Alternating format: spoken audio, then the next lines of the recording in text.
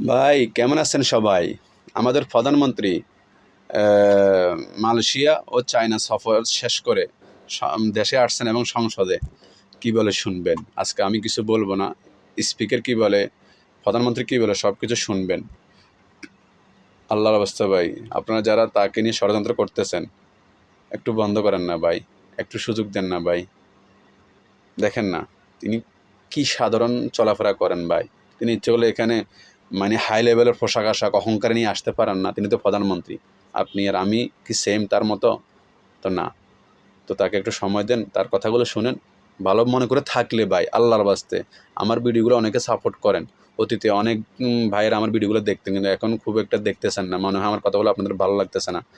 ভাই আমাকে পছন্দ না করেন সমস্যা নাই, কিন্তু আমি যেসব ভিডিওগুলো বানাই এগুলা কিছুটা হলেও ভাই আপনাদের শেয়ার করতে পারেন, দেখবেন অনেক লোক ভালো হয়ে যাবে আমাদের বাংলাদেশে। ষড়যন্ত্র করা থেকে বিরত থাকবে, আর যারা ভারতের ষড়যন্ত্রের দেশটাকে নষ্ট করার চেষ্টা করতে তারাও কিছুটা কম করবে ভাই। শুনেন। Welcome back to this parliament.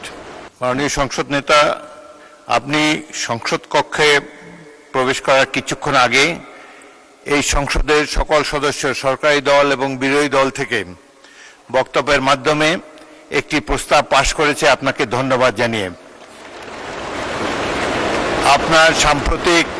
আপনার সাম্প্রতিক মালয়েশিয়া এবং চীন সফরের ফলে দেশের মর্যাদা বৃদ্ধি পেয়েছে বলে সবাই অভিমত ব্যক্ত করেছে এবং বাংলাদেশের অর্থনীতিকে, পররাষ্ট্রনীতিকে এক নূতন দিগন্ত সূচনা করেছেন আপনি এই সফরের মাধ্যমে।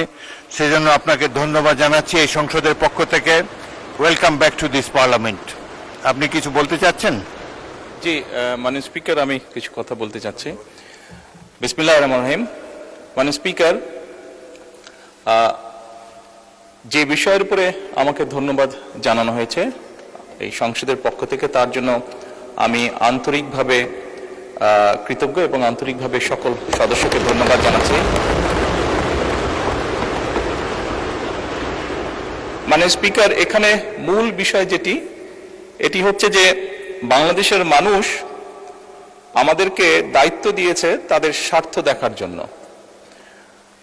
আমাদের দলের অবস্থান থেকে আমরা একটি স্লোগান ব্যবহার করি, সেটি হচ্ছে যে বাংলাদেশ ফার্স্ট বা বাংলাদেশ প্রথম।